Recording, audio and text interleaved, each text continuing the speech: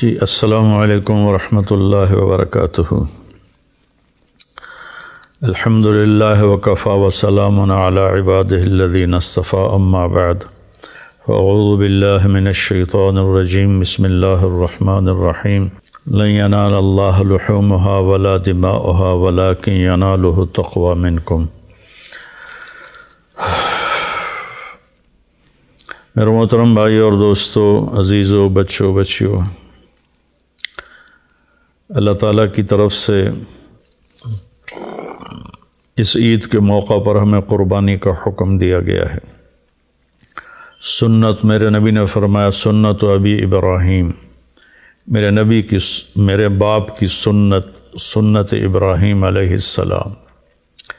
اللہ کے نبی خود، آپ کا معمول تھا اشتراک بشین، آپ 2 چھترے خریدتے تھے، سمینین موٹے ہوتے تھے، اقرنین ان کے سینگ بڑے بڑے ہوتے تھے، ملیحین وہ بڑے خوبصورت ہوتے تھے، موجوعتین وہ خصی ہوتے تھے۔ تو ایک کی قربانی کرتے تھے، پوری امت کی طرف سے، آنے والی پوری امت کی طرف سے قربانی فرماتے تھے، اور ایک کرتے تھے اپنی طرف سے، اپنے گھر والوں کی طرف سے۔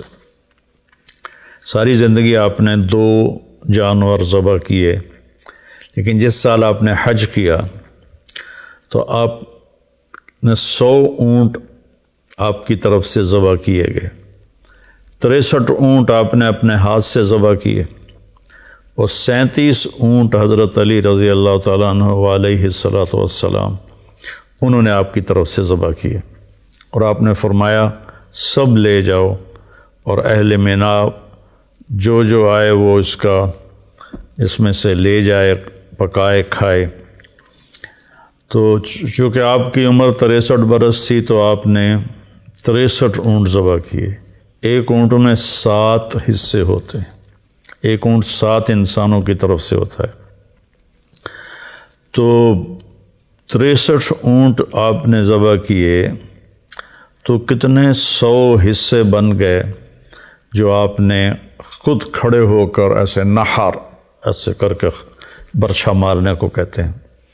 اور ایک عجب منظر دنیا نے دیکھا، نہ پہلے دیکھا نہ بعد میں دیکھے گی، کہ 100 اونٹ کھڑے کیے گئے، ان میں سے 5 اونٹ پہلے لائے جاتے تھے، پھر ان میں سے ایک کو اللہ کے نبی کے سامنے پیش کیا جاتا تھا۔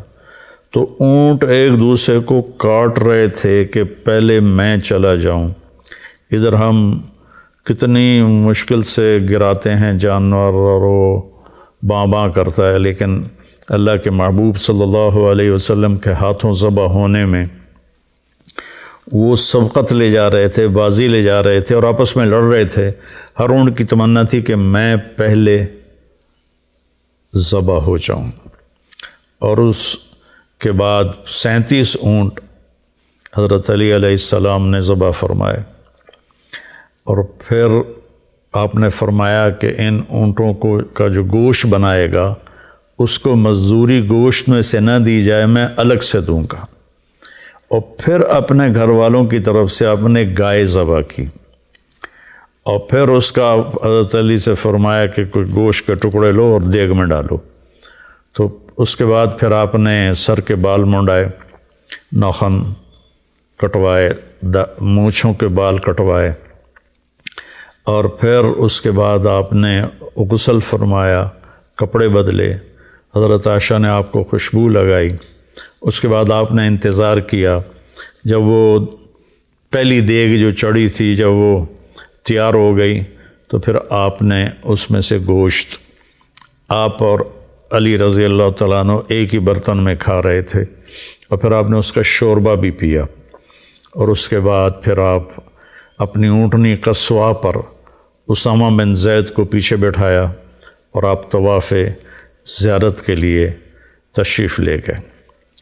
طواف زیارت میں یہ طواف آپ نے اونٹنی پر کیا، چونکہ رش بہت زیادہ تھا اور لوگوں کو شوق تھا کہ ہم اللہ کے نبی کو دیکھیں، بہت سے لوگ پہلی دفعہ دیکھ رہے تھے۔ پھر آپ نے اونٹنی پہ سوار ہو کر وہ طواف کیا، اور آپ کے ہاتھ میں ایک چھڑی سی تھی، جب آپ اس پر حجر اسود پر آتے تو یوں اشارہ کر کے اس کو ایسے استلام کر لیتے تھے۔ تو یہ اللہ کے نبی نے فرمایا کہ طیبوا بہا انفسکم، قربانی کرو اور خوشی سے کرو۔ تو کچھ لوگ کہتے ہیں کہ اس کا کیا فائدہ، غریبوں کو دے دیا جائے۔ تو ہمیں تو اپنے نبی سے لینا ہے درس اور سبق۔ آپ کے زمانے میں تو بہت غربت تھی، تو 100 اونٹ کتنے ہزاروں درم کے بنتے ہوں گے، وہ آپ غریبوں میں بانٹ دیتے۔ تو یہ اس طرح تقابل نہیں کرنا چاہیے، یہ بہت بڑی نادانی کی بات ہے۔ جب ایک چیز میرے نبی سے زندہ ثابت ہے تو پھر اس پر اپنی عقلی دلیلیں دینا یہ ہمارے ایمان کی کمزوری بھی ہے اور ہماری آخرت کا اس میں نقصان بھی ہے کہ اللہ اور اللہ کا رسول تنقید سے پاک ہے۔ باقی مجھ پہ تنقید کریں، کسی اور پہ تنقید کریں، وہ جائز ہے۔ تو اور جو روح قربانی ہے وہ ہے اصل میں جب ہم جانور پہ چھری پھیرتے ہیں تو یہ ایک پہچان ہے کہ میں اپنے غلط جذبات پہ چھری پھیر رہا ہوں۔ میں اس چھری پھیرنے کے بعد جھوٹ پہ چھری پھیر رہا ہوں، بے ایمانی پہ چھری پھیر رہا ہوں، فحاشی پہ چھری پھیر رہا ہوں۔ ہر گندے برے گناہ سے میں بچنے کے لیے اپنے نفس پہ چھری پھیر رہا ہوں۔ اور اس کی ابتدا 4000 سال پہلے حضرت ابراہیم علیہ السلام سے ہوئی، جب اللہ تعالیٰ نے ان سے اتنی بڑی قربانی لی کہ 20-22 سال کی عمر میں شادی ہوئی ہوگی، 84 سال کی عمر میں اللہ نے آپ کو بیٹا دیا حضرت ہاجرہ سے، جو شہزادی تھیں، مصر کے بادشاہ کی بیٹی تھیں، بعضے کہتے ہیں باندی تھیں۔ تو جب وہ پیدا ہو گئے تو اللہ تعالیٰ نے کہا کہ اس کو اپنے سے دور کر دو۔ ان کا کدھر کر دو؟ کہا جا میں کہوں۔ کہنے لگے مجھے تو پتہ نہیں آپ کہاں کہہ رہے ہیں۔ تو اللہ تعالیٰ نے فرمایا کہ جبریل تمہیں راستہ بتائے گا۔ جبریل انسانی شکل میں آئے اور اونٹنی پر سوار ہو کر آگے چلے۔ پچھلی اونٹنی پر حضرت ہاجرہ، اسماعیل علیہ السلام اور ابراہیم علیہ السلام۔ یہ کوئی 1 مہینے کا سفر تھا جو 1 سیکنڈ میں جبریل یوں پکڑ کے وہاں پہنچا سکتے تھے، لیکن اسباب کی دنیا اور مشقت اور امتحان یہ ساری چیزیں مطلوب تھیں، تو وہ سارا سنگ لاخ سفر، مکہ کے کالے پہاڑ، بہت شروع میں جب عمرے پر گیا 84 میں، تو بلڈنگیں نہیں تھیں، چھوٹے عمارتیں تھیں، تو اس کے پہاڑوں کو دیکھ کے ایک ہیبت طاری ہوتی تھی۔ اور 4000 سال پہلے جب وہاں کچھ بھی نہیں تھا اور 4 پہاڑ یوں، 2 یوں اور 2 یوں، اور اس کے بیچ میں ایک وادی، جب وہاں پہنچے تو جبریل نے کہا اپنی بیگم اور بچے کو یہاں اتار دیں۔ تو آگ میں ڈالے گئے تو کچھ نہیں بولے۔ جب یہاں انہوں نے کہا تو کہنے لگے یہاں ڈال دوں، یہاں تو کچھ بھی نہیں ہے، یہاں تو کچھ بھی نہیں ہے۔ کہ اللہ چاہتے ہیں کہ یہاں اللہ کا گھر بنے اور اس بچے سے اللہ کا آخری نبی پیدا ہو۔ تو جتنی بڑی بلڈنگ بنتی ہے اتنی گہری بنیاد کھودی جاتی ہے۔ تو آخری نبی کو پیدا کرنا تھا اس بچے کی نسل سے، تو بڑی گہری قربانی لی گئی، بہت بڑی قربانی لی گئی۔ جب ابراہیم علیہ السلام دونوں کو چھوڑ کے واپس ہوئے تو حضرت ہاجرہ حیران پریشان کہ جنگل بیابان، نہ پانی، نہ سایہ، نہ انسان، حتیٰ کہ پرندے بھی کوئی نہیں۔ کہنے لگے مجھے کہاں چھوڑ کے جا رہے ہو؟ تو جواب دینے کی اجازت نہیں تھی، اور حضرت ہاجرہ ساتھ ساتھ چل رہی ہیں اور ابراہیم علیہ السلام پیدل چل رہے ہیں، اونٹنی کو کی نکیل پکڑی ہوئی ہے، رسی پکڑی ہوئی ہے۔ چلتے چلتے چلتے چلتے کوئی 3 کلومیٹر پہاڑ اونچے نیچے اونچے نیچے۔ تو آج کل جہاں اس کے زمزم کے ڈیلیوری کے لیے ایک بہت بڑا سسٹم لگایا ہوا ہے، جب وہاں پہنچے تو حضرت ہاجرہ کو خیال آیا یہ نبی ہیں، تو وہ رک کر کہنے لگے اللہ امرک، کیا اللہ نے کہا ہے؟ تو آپ نے یوں سر ہلایا کہ اذن لن یضیعنا اللہ، اچھا پھر جاؤ، اللہ ہمیں ضائع نہیں کرے گا۔ اور ابراہیم علیہ السلام اونٹنی پہ سوار ہوئے اور چلتے چلتے چلتے پہاڑی سے اتر کر جب غائب ہو گیا ہاجرہ کی نظروں سے تو پھر ایسے ہاتھ اٹھا دیے، ربنا انی اسکنت من ذریتی بواد غیر ذی زرع ربنا لیقیموا الصلاۃ۔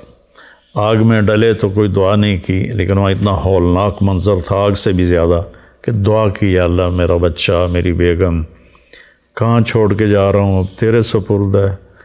تو حضرت ہاجرہ واپس آئیں۔ اب ذرا تصور فرمائیں، رات کو بجلی چلی جائے تو کتنی عورتیں ہیں جو چیخنے لگ جاتی۔ میرے بچے چھوٹے چھوٹے تھے تو جب بجلی جاتی تھی تو سارے ہی رونے لگ جاتے تھے۔ تو اندھیری گھپ رات، گھٹا ٹوپ اندھیرا اور سناٹا، ہوا کی آواز بھی کوئی نہیں، اور ان 4 پہاڑوں کے درمیان مصر کی شہزادی ایک بچے کو گود میں لے کے بیٹھی ہوئی ہے۔ یہ کیا میرے رب نے ہمیں کہانی سنائی ہے۔ 3 دن کے بعد وہ پانی ختم ہو گیا جو مشکیزے میں تھا، زاد راہ بھی ختم ہو گیا۔ پھر جو صفا مروہ کے چکر لگائے بے قراری کے ساتھ، پتہ تھا کہ یہاں کچھ بھی نہیں ہے، لیکن بے قرار ماں کبھی ادھر کبھی ادھر کبھی ادھر کبھی ادھر۔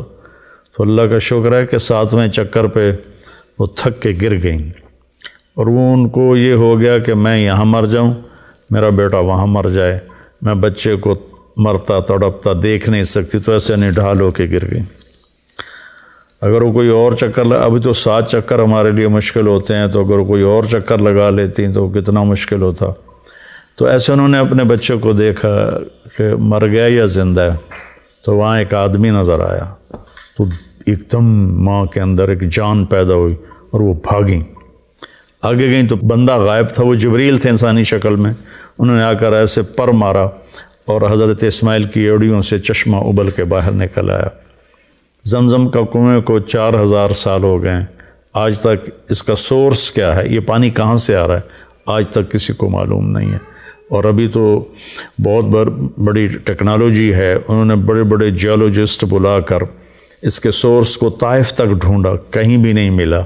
جب وہ موٹر چلتی ہے کنویں کی تو پانی ابل کے 4-5 دہانے ہیں وہاں سے نکل کے اندر آنا شروع ہو جاتا ہے۔ تو پھر جب بچہ فلما بلغ معه السعی، جب بچہ بھاگنے دوڑنے والا بن گیا تو اللہ نے کہا جاؤ جا کے ذبح کر دو۔ تو ابراہیم علیہ السلام کو آپ ذرا تصور کریں کہ جب وہ فلسطین سے چلے ہوں گے چھری لے کر، پورے راستے میں کن خیالوں کے ساتھ چلے ہوں گے کہ میں بچہ ذبح کرنے جا رہا ہوں، میں بچہ ذبح کرنے جا رہا ہوں، میں بچہ ذبح کرنے جا رہا ہوں۔ اور عمر اس وقت ان کی کوئی 90 سال ہو چکی تھی۔ تو جب بچے کو لے کر مینا میں پہنچے اور اس کے سامنے کھڑے کر کے کہا کہ انی ارا فی المنام انی اذبحک فانظر ماذا تری، بیٹا میں تمہیں ذبح ہوتے دیکھ رہا ہوں، کیا رائے ہے؟ تو 1 سیکنڈ نہیں لگایا حضرت اسماعیل علیہ السلام نے، یا ابت ففعل، یا ابت وفعل نہیں، یا ابت فعل، ابت اور افعل کے درمیان کوئی حرف نہیں، یعنی اتنی سپیڈ سے اسماعیل علیہ السلام نے واپس جواب دیا، یا ابت افعل ستجدنی انشاء اللہ من الصابرین۔ اب چھری چلا، تو دیکھے گا میں صبر والا ہوں۔ وہ حیران ہو کر دیکھنے لگے کہ تجھے پتہ بھی ہے میں نے کیا کہا ہے؟ کہنے لگے ہاں پتہ ہے، آپ مجھے ذبح کریں گے، آپ کے بدلے مجھے اللہ مل جائے گا، اللہ آپ سے زیادہ بہتر ہے، دنیا کے بدلے مجھے جنت مل جائے گی، جنت دنیا سے بہتر ہے۔ پھر تھوڑی دیر چپ ہوئے، کہنے لگے ہاں مجھے اپنی ماں کا بڑا خیال آ رہا ہے کہ اسے بڑا افسوس ہوگا۔ تو ایسے کرتا اتارا اور اپنے ابا کو دیا اور کہا کہ مجھے آپ میری لاش کو ادھر نہ لے جانا، ادھر ہی دبا دینا، اور یہ کرتا جا کے میری ماں کو دے دینا، جب اسے میری یاد آئے گی تو وہ میرا کرتا دیکھ لیا کرے گی۔ اور بچے نے کہا کہ میرے ہاتھ پاؤں باندھ کے مجھے الٹا لٹاؤ اور نیچے سے چھری چلاؤ تاکہ تمہاری نظریں میرے اوپر پڑیں تو ہاتھ نہ کانپ جائے، یہ 6-7 سال کے معصوم بچے نے اتنے بڑے نبی کو نصیحت کر رہا ہے۔ فلما اسلم وتلہ للجبین، جب ابراہیم علیہ السلام نے آپ کو اونٹھا لٹایا اور اپنا گوڈا ان کے کمر پہ رکھا اور سر کے بال پکڑ کے سر یہاں اٹھایا، ایک ہاتھ میں چھری ایک ہاتھ میں سر کے بال، اور یوں آسمان کو دیکھا، یا اللہ تو مجھ سے ناراض ہو گیا ہے کہ اسماعیل کی محبت میرے دل میں زیادہ پیدا ہو گئی ہے، یا کوئی امتحان ہے جو تو مجھ سے لینا چاہتا ہے؟ یا اللہ میں ہر حال میں تجھ سے راضی ہوں، میں اسے تیرے نام پہ قربان کرتا ہوں، اور چھری چلا دی۔ چھری تو اللہ کے حکم کے تابع تھی، اللہ نے اس کو کاٹنے سے روک دیا۔ نہ گردن میں کوئی لوہے کا ٹکڑا آیا، نہ چھری کون تھی، بس اللہ کا امر تھا، نہیں چلی، 1 دفعہ 2 دفعہ 3 دفعہ، آخر اٹھے اور چھری کو تیز کیا۔ تیز کر کے جب آئے تو پھر اللہ نے کہا جبریل پہنچو۔ سبحان اللہ، کیا بیٹا ہے، کیا باپ ہے، کن لوگوں کی ہم پیروی کرتے ہیں، نام لیتے ہیں، کیا ہمارے اعمال ہیں۔ ہم ایک دوسرے پر چھری چلانے میں تو بڑے تیز ہیں، لیکن اپنی خواہشات پہ چھری چلانا، یہ پورا دیس الا ماشاء اللہ خالی پڑا ہوا ہے۔ تو جب انہوں نے پٹی کھولی تو سامنے وہ چھترا ذبح تھا اور جبریل اور اسماعیل علیہ السلام کھڑے تھے۔ اس میں فلسفہ یہ تھا کہ اللہ کے حکم کے سامنے جان دینی پڑے دے دو، اولاد دینی پڑے دے دو، مال دینا پڑے دے دو، لیکن اللہ کو ناراض نہ کرو۔ اس کے بدلے میں اللہ ایک بہت عالی شان ہمیشہ کی زندگی نصیب فرمائے گا، جس کے بارے میں اللہ فرماتا ہے فَلَا تَعْلَمُ نَفْسٌ مَا أُخْفِيَ لَهُم مِّن قُرَّةِ أَعْيُنٍ جَزَاءً بِمَا كَانُوا يَعْمَلُونَ، کہ میرے بندو تمہیں پتہ لگ ہی نہیں سکتا تمہاری آنکھوں کی ٹھنڈک کے لیے میں نے کیا سامان تیار کیا ہوا ہے۔ تو میرے عزیزو، یہ قربانی ایک پیغام ہے کہ اللہ رسول کو راضی کرنے میں ہم اپنی خواہشات کی قربانی دیں اور اپنے نبی کو، اپنے اللہ کو خوش کریں۔ تو اس وقت ہمارے ملکی حالات بہت ابتر ہیں۔ میں تو یہاں دیہات میں ہوں، غریبوں کے چولہے بند ہو چکے ہیں، 1 وقت پکاتے ہیں، 2 وقت بھوکے رہتے ہیں، بہت بری حالت ہے۔ میں نے زندگی میں کبھی ایسی بری حالت نہیں دیکھی جو میں اب دیکھ رہا ہوں۔ میں یہاں شکر ہے ایک فاؤنڈیشن بنائی ہے اور ویلفیئر کا کام کرتا ہوں، لیکن ہم عاجز آ گئے ہیں، اتنے سائل ہیں کہ میرے پاس محدود وسائل ہیں، میں بے بس ہو گیا ہوں۔ تو میری سب سے گزارش ہے کہ اپنے اللہ کی طرف رجوع کریں، اپنے اللہ سے مانگیں کہ یا اللہ ہمارے اوپر آئی ہوئی یہ سختی دور فرما دے اور ہم سے راضی ہو جا۔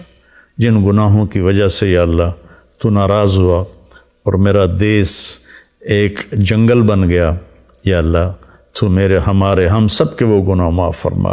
اس میں بھی مجرم ہوں، اور 22 کروڑ عوام بشمول حکومت سب جتنے محکمے ہیں، ہم سارے اس میں مجرم ہیں کہ ہم نے اس چھوٹی سی دنیا اور چند دن کی زندگی کے پیچھے اپنے اللہ کو بھی ناراض کیا ہوا ہے، اپنے رسول کو بھی ناراض کیا ہوا ہے، اپنی قبر کو بھی آگ سے بھرا ہوا ہے، اور اپنے حشر کو بھی تباہی سے ہم نے بھرا ہوا ہے۔ ہمارے سامنے صرف یہی زندگی ہے جس کا اللہ تعالیٰ کہتا ہے یعلمون ظاہرا من الحیات الدنیا وہم عن الآخرۃ ہم غافلون۔ تمہیں صرف دنیا کی زندگی معلوم ہے، تمہیں پتہ ہی نہیں ہے کہ آخرت میں کیا ہونے والا ہے۔ جب اللہ دے گا تو ایسا دے گا کہ کسی کا تصور نہیں ہو، جب اللہ پکڑے گا تو ایسا پکڑے گا کہ کسی کو تصور نہیں۔ ان بطش ربک لشدید، تیرے رب کی پکڑ انتہائی سخت ہے۔ میرے نبی نے فرمایا جہنم سے ایک ڈول پانی نکال کے 7 سمندر میں ڈالو تو 7 سمندر ابل جائیں گے، تو اس پانی کا ٹیمپریچر کیا ہوگا۔ اور دوسری طرف فرمایا کہ جنت سے ایک نوخن کے برابر کسی چیز کو یوں کر کے زمین پہ رکھ دو تو ساری کائنات وہ خوشبو سے بھر جائے گی اور روشن ہو جائے گی۔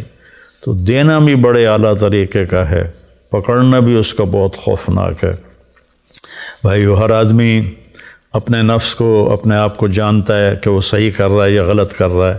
اگر ہم غلط کر رہے ہیں تو توبہ کریں، صحیح کر رہے ہیں تو شکر ادا کریں، اور ایک دوسرے پر کیچڑ اچھالنے کی بجائے ہم اللہ کی طرف رجوع کریں، مسجدوں کو بھریں، توبہ کریں، جھوٹ سے، زنا سے، شراب سے، بے ایمانی سے، دھوکہ سے، فراڈ سے، فریب سے، قتل سے، حرام کھانے سے ہم توبہ کریں تو اللہ کی رحمت ہماری طرف متوجہ ہوگی اور اللہ تبارک و تعالی ہمارے حالات بہتر کر دے گا۔ اللہ نے ہمیں طریقہ بتایا، وَلَوْ أَنَّ أَهْلَ الْقُرَىٰ آمَنُوا وَاتَّقَوْا لَفَتَحْنَا عَلَيْهِمْ بَرَكَاتٍ مِّنَ السَّمَاءِ وَالْأَرْضِ۔ اگر یہ شہر کے لوگ ایمان لے آئیں اور تقوی اختیار کریں تو زمین آسمان کی برکتوں کے دروازے میں کھول دوں گا۔ تو وہ اہل القرآن کی جگہ میں کہہ دوں وَلَوْ أَنَّ أَهْلَ پاکستان، اگر پاکستان والے اپنا ایمان مضبوط کریں اور گناہوں سے بچیں تو اللہ تعالیٰ کہتا ہے میں زمین آسمان کی برکتوں کے دروازے کھول دوں گا۔ تو بھائیو، مصیبت کو ٹالنے کا راستہ ایک دوسرے کو برا بھلا کہنا نہیں ہے، مصیبت کو ٹالنے کا راستہ اللہ کے سامنے آہوزاری کرنا ہے۔ جیسی پرجا ویسا راجا، جیسے ہمارے عوام ہوں گے ویسے ہمارے حکمران ہوں گے، تو ہم اپنے اعمال کا محاسبہ کر کے اپنے آپ کو ٹھیک کریں۔ اللہ تعالیٰ ہماری توبہ کو قبول فرمائے اور ہم سے راضی ہو۔ السلام علیکم۔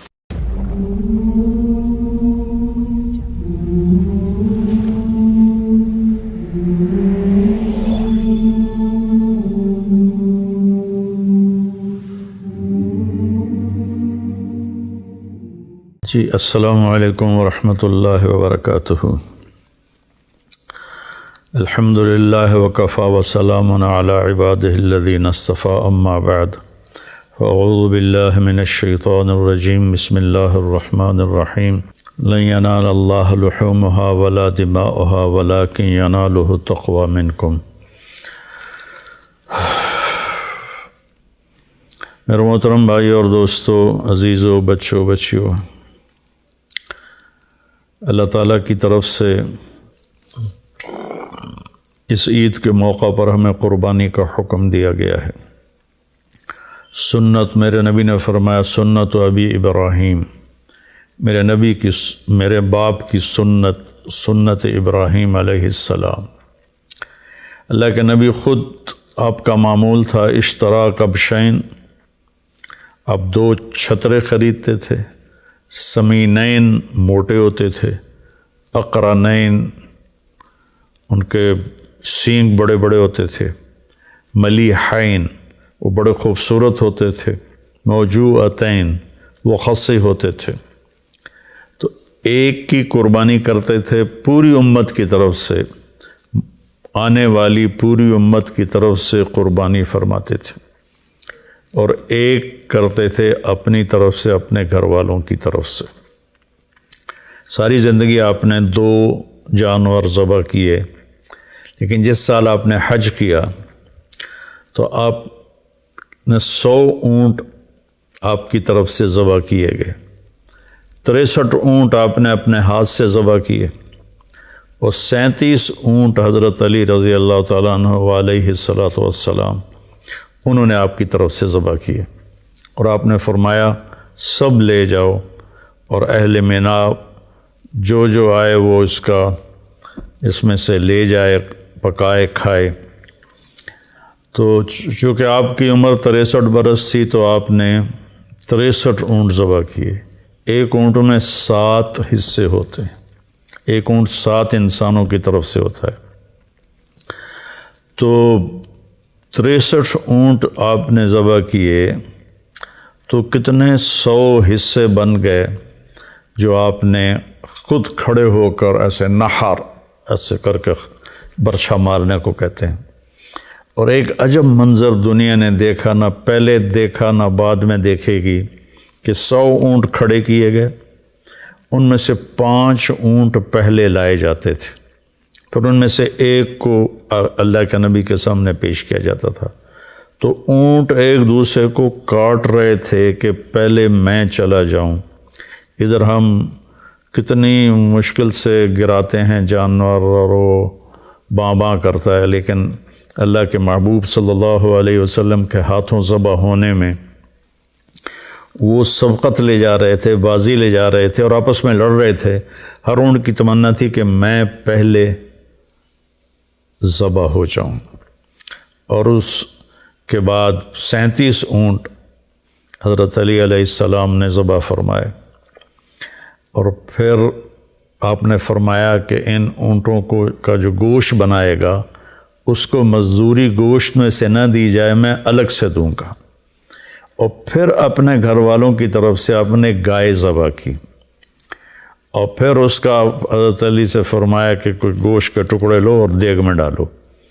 تو اس کے بعد پھر آپ نے سر کے بال منڈائے، ناخن کٹوائے، مونچھوں کے بال کٹوائے، اور پھر اس کے بعد آپ نے غسل فرمایا، کپڑے بدلے، حضرت عائشہ نے آپ کو خوشبو لگائی۔ اس کے بعد آپ نے انتظار کیا، جب وہ پہلی دیگ جو چڑھی تھی جب وہ تیار ہو گئی تو پھر آپ نے اس میں سے گوشت، آپ اور علی رضی اللہ تعالیٰ عنہ ایک ہی برتن میں کھا رہے تھے، اور پھر آپ نے اس کا شوربہ بھی پیا، اور اس کے بعد پھر آپ اپنی اونٹنی قصواء پر اسامہ بن زید کو پیچھے بٹھایا اور آپ طواف زیارت کے لیے تشریف لے گئے۔ طواف زیارت میں یہ طواف آپ نے اونٹنی پر کیا، چونکہ رش بہت زیادہ تھا اور لوگوں کو شوق تھا کہ ہم اللہ کے نبی کو دیکھیں، بہت سے لوگ پہلی دفعہ دیکھ رہے تھے۔ پھر آپ نے اونٹنی پہ سوار ہو کر وہ طواف کیا، اور آپ کے ہاتھ میں ایک چھڑی سی تھی، جب آپ اس پر حجر اسود پر آتے تو یوں اشارہ کر کے اس کو ایسے استلام کر لیتے تھے۔ تو یہ اللہ کے نبی نے فرمایا کہ تیبو بہا انفسکم، قربانی کرو اور خوشی سے کرو۔ تو کچھ لوگ کہتے ہیں کہ اس کا کیا فائدہ، غریبوں کو دے دیا جائے۔ تو ہمیں تو اپنے نبی سے لینا ہے درس اور سبق۔ آپ کے زمانے میں تو بہت غربت تھی، تو 100 اونٹ کتنے ہزاروں درہم کے بنتے ہوں گے، وہ آپ غریبوں میں بانٹ دیتے۔ تو یہ اس طرح تقابل نہیں کرنا چاہیے، یہ بہت بڑی نادانی کی بات ہے۔ جب ایک چیز میرے نبی سے زندہ ثابت ہے تو پھر اس پر اپنی عقلی دلیلیں دینا یہ ہمارے ایمان کی کمزوری بھی ہے، اور ہماری آخرت کا اس میں نقصان بھی ہے کہ اللہ اور اللہ کا رسول تنقید سے پاک ہے۔ باقی مجھ پہ تنقید کریں، کسی اور پہ تنقید کریں، وہ جائز ہے۔ تو اور جو روح قربانی ہے وہ ہے اصل میں جب ہم جانور پہ چھری پھیرتے ہیں تو یہ ایک پہچان ہے کہ میں اپنے غلط جذبات پہ چھری پھیر رہا ہوں۔ میں اس چھری پھیرنے کے بعد جھوٹ پہ چھری پھیر رہا ہوں، بے ایمانی پہ چھری پھیر رہا ہوں، فحاشی پہ چھری پھیر رہا ہوں۔ ہر گندے برے گناہ سے میں بچنے کے لیے اپنے نفس پہ چھری پھیر رہا ہوں۔ اور اس کی ابتدا 4000 سال پہلے حضرت ابراہیم علیہ السلام سے ہوئی، جب اللہ تعالیٰ نے ان سے اتنی بڑی قربانی لی کہ 20-22 سال کی عمر میں شادی ہوئی ہوگی، 84 سال کی عمر میں اللہ نے آپ کو بیٹا دیا حضرت ہاجرہ سے، جو شہزادی تھیں، مصر کے بادشاہ کی بیٹی تھیں، بعض کہتے ہیں باندھی تھیں۔ تو جب وہ پیدا ہو گئے تو اللہ تعالیٰ نے کہا کہ اس کو اپنے سے دور کر دو۔ ان کا کدھر کر دو؟ کہا جا میں کہوں۔ کہنے لگے مجھے تو پتہ نہیں آپ کہاں کہہ رہے ہیں۔ تو اللہ تعالیٰ نے فرمایا کہ جبریل تمہیں راستہ بتائے گا۔ جبریل انسانی شکل میں آئے اور اونٹنی پر سوار ہو کر آگے چلے۔ پچھلی اونٹنی پر حضرت ہاجرہ، اسماعیل علیہ السلام اور ابراہیم علیہ السلام۔ یہ کوئی 1 مہینے کا سفر تھا جو 1 سیکنڈ میں جبریل یوں پکڑ کے وہاں پہنچا سکتے تھے، لیکن اسباب کی دنیا اور مشقت اور امتحان یہ ساری چیزیں مطلوب تھیں، تو وہ سارا سنگ لاخ سفر مکہ کے کالے پہاڑ، بہت شروع میں جب عمرے پر گیا 84 میں، تو بلڈنگیں نہیں تھیں، چھوٹے عمارتیں تھیں، تو اس کے پہاڑوں کو دیکھ کے ایک ہیبت طاری ہوتی تھی۔ اور 4000 سال پہلے جب وہاں کچھ بھی نہیں تھا، اور 4 پہاڑ یوں، 2 یوں اور 2 یوں، اور اس کے بیچ میں ایک وادی جب وہاں پہنچے تو جبریل نے کہا اپنی بیگم اور بچے کو یہاں اتار دیں، تو آگ میں ڈالے گئے تو کچھ نہیں بولے، جب یہاں انہوں نے کہا تو کہنے لگے یہاں ڈال دوں، یہاں تو کچھ بھی نہیں ہے، یہاں تو کچھ بھی نہیں ہے۔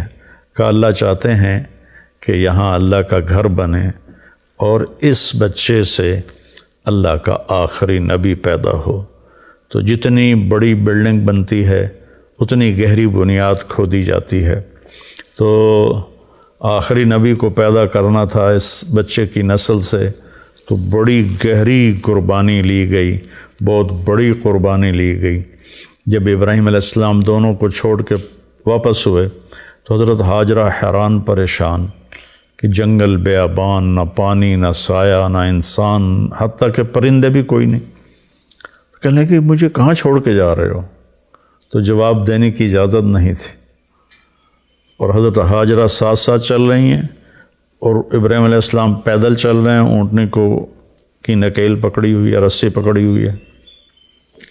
چلتے چلتے چلتے چلتے کوئی 3 کلومیٹر پہاڑ اونچے نیچے اونچے نیچے، تو آج کل جہاں اس کے زمزم کے ڈیلیوری کے لیے ایک بہت بڑا سسٹم لگایا ہوا ہے، جب وہاں پہنچے تو حضرت ہاجرہ کو خیال آیا یہ نبی ہیں، تو وہ رک کر کہنے لگے اللہ امرک، کہ اللہ نے کہا ہے؟ تو آپ نے یوں سر ہلایا کہ اذن لن یضیعنا اللہ، اچھا پھر جاؤ، اللہ ہمیں ضائع نہیں کرے گا۔ اور ابراہیم علیہ السلام اونٹنے پہ سوار ہوئے اور چلتے چلتے چلتے پہاڑی سے اتر کر جب غائب ہو گیا ہاجرہ کی نظروں سے، تو پھر ایسے ہاتھ اٹھا دیے، ربنا انی اسکنت من ذریتی بواد غیر ذی زرع ربنا لیقیموا الصلاۃ۔ آگ میں ڈلے تو کوئی دعا نہیں کی، لیکن وہاں اتنا ہولناک منظر تھا آگ سے بھی زیادہ کہ دعا کی، یا اللہ میرا بچہ، میری بیگم کہاں چھوڑ کے جا رہا ہوں، اب تیرے سپرد ہے۔ تو حضرت ہاجرہ واپس آئیں۔ اب ذرا تصور فرمائیں، رات کو بجلی چلی جائے تو کتنی عورتیں ہیں جو چیخنے لگ جاتی۔ میرے بچے چھوٹے چھوٹے تھے تو جب بجلی جاتی تھی تو سارے ہی رونے لگ جاتے تھے، تو اندھیری گھپ رات، گھٹا ٹوپ اندھیرا اور سناٹا، ہوا کی آواز بھی کوئی نہیں، اور ان 4 پہاڑوں کے درمیان مصر کی شہزادی ایک بچے کو گود میں لے کے بیٹھی ہوئی ہے۔ یہ کیا میرے رب نے ہمیں کہانی سنائی ہے۔ 3 دن کے بعد وہ پانی ختم ہو گیا جو مشکیزے میں تھا، زاد راہ بھی ختم ہو گیا، پھر جو صفا مروہ کے چکر لگائے بے قراری کے ساتھ، پتہ تھا کہ یہاں کچھ بھی نہیں ہے، لیکن بے قرار ماں کبھی ادھر کبھی ادھر کبھی ادھر کبھی ادھر، تو اللہ کا شکر ہے کہ 7ویں چکر پہ وہ تھک کے گر گئیں، اور وہ ان کو یہ ہو گیا کہ میں یہاں مر جاؤں، میرا بیٹا وہاں مر جائے، میں بچے کو مرتا تڑپتا دیکھ نہیں سکتی، تو ایسے نڈھال ہو کے گر گئیں۔ اگر وہ کوئی اور چکر ابھی تو 7 چکر ہمارے لیے مشکل ہوتے ہیں، تو اگر کوئی اور چکر لگا لیتی تو کتنا مشکل ہوتا۔ تو ایسے انہوں نے اپنے بچے کو دیکھا کہ مر گیا یا زندہ ہے، تو وہاں ایک آدمی نظر آیا، تو ایک دم ماں کے اندر ایک جان پیدا ہوئی اور وہ بھاگیں، آگے گئیں تو بندہ غائب تھا، وہ جبریل تھے انسانی شکل میں، انہوں نے آ کر ایسے پر مارا اور حضرت اسماعیل کی ایڑیوں سے چشمہ ابل کے باہر نکل آیا۔ زمزم کا کنویں کو 4000 سال ہو گئے ہیں، آج تک اس کا سورس کیا ہے، یہ پانی کہاں سے آ رہا ہے، آج تک کسی کو معلوم نہیں ہے۔ اور ابھی تو بہت بڑی ٹیکنالوجی ہے، انہوں نے بڑے بڑے جیولوجسٹ بلا کر اس کے سورس کو طائف تک ڈھونڈا، کہیں بھی نہیں ملا۔ جب وہ موٹر چلتی ہے کنویں کی تو پانی ابل ابل کے 4-5 دہانے ہیں وہاں سے نکل کے اندر آنا شروع ہو جاتا ہے۔ تو پھر جب بچہ فلما بلغ معه السعی، جب بچہ بھاگنے دوڑنے والا بن گیا تو اللہ نے کہا جاؤ جا کے ذبح کر دو۔ تو ابراہیم علیہ السلام کو آپ ذرا تصور کریں کہ جب وہ فلسطین سے چلے ہوں گے چھری لے کر، پورے راستے میں کن خیالوں کے ساتھ چلے ہوں گے کہ میں بچہ ذبح کرنے جا رہا ہوں، میں بچہ ذبح کرنے جا رہا ہوں، میں بچہ ذبح کرنے جا رہا ہوں، اور عمر اس وقت ان کی کوئی 90 سال ہو چکی تھی۔ تو جب بچے کو لے کر مینا میں پہنچے اور اس کے سامنے کھڑے کر کے کہا کہ انی ارا فی المنام انی اذبحک فانظر ماذا تری، بیٹا میں تمہیں ذبح ہوتے دیکھ رہا ہوں، کیا رائے ہے؟ تو ایک سیکنڈ نہیں لگایا حضرت اسماعیل علیہ السلام نے، یا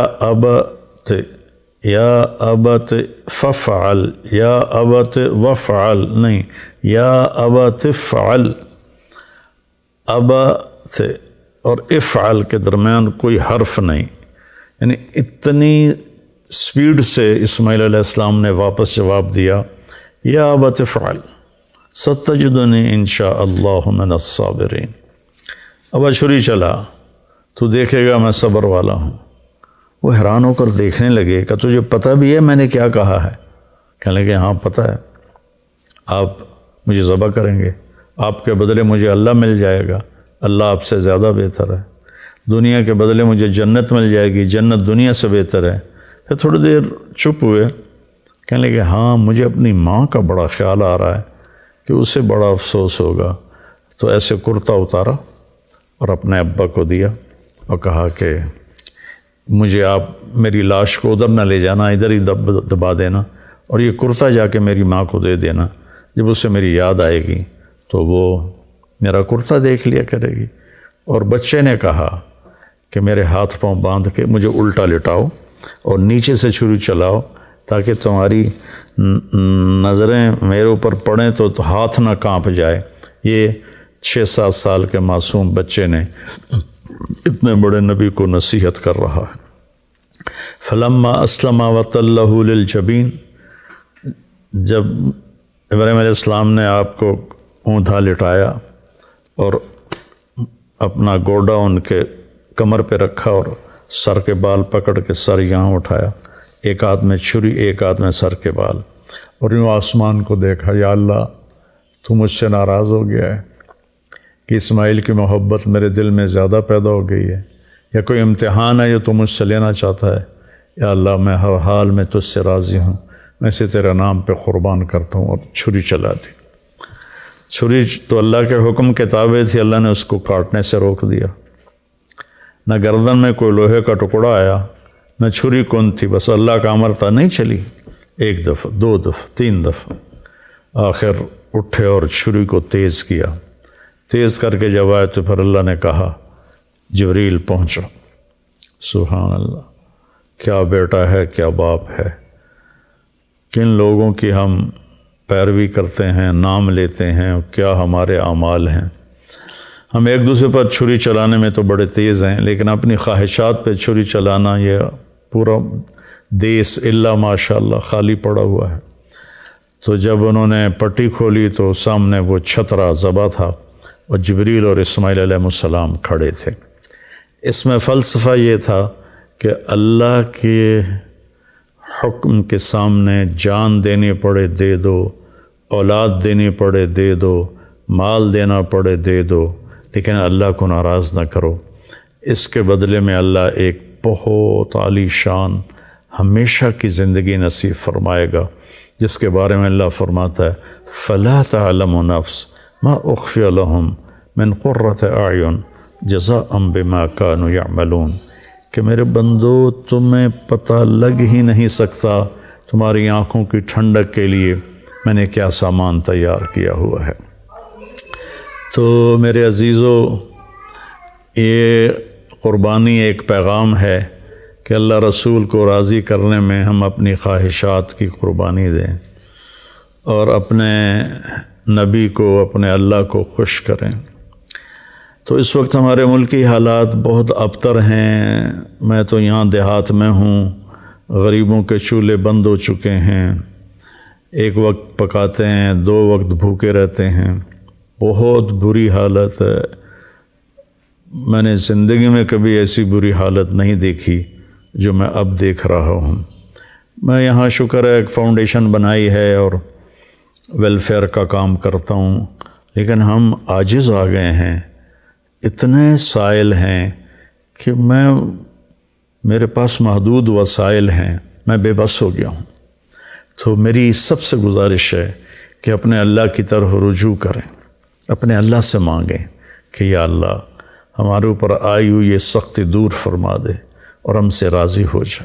جن گناہوں کی وجہ سے یا اللہ تو ناراض ہوا اور میرا دیس ایک جنگل بن گیا، یا اللہ تو ہم سب کے وہ گناہ معاف فرما۔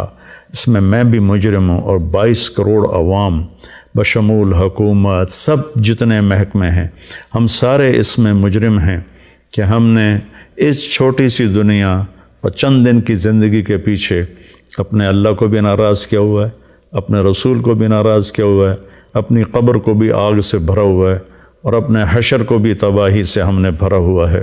ہمارے سامنے صرف یہی زندگی ہے جس کا اللہ تعالیٰ کہتا ہے یعلمون ظاہرا من الحیات الدنیا وہم عن الآخرۃ ہم غافلون۔ تمہیں صرف دنیا کی زندگی معلوم ہے، تمہیں پتہ ہی نہیں ہے کہ آخرت میں کیا ہونے والا ہے۔ جب اللہ دے گا تو ایسا دے گا کہ کسی کا تصور نہیں ہو، جب اللہ پکڑے گا تو ایسا پکڑے گا کہ کسی کو تصور نہیں۔ ان بطش ربک لشدید، تیرے رب کی پکڑ انتہائی سخت ہے۔ میرے نبی نے فرمایا جہنم سے ایک ڈول پانی نکال کے 7 سمندر میں ڈالو تو 7 سمندر ابل جائیں گے، تو اس پانی کا ٹیمپریچر کیا ہوگا۔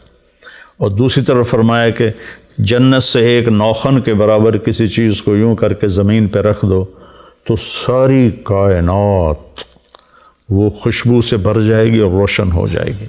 تو دینا بھی بڑے اعلیٰ طریقے کا ہے، پکڑنا بھی اس کا بہت خوفناک ہے۔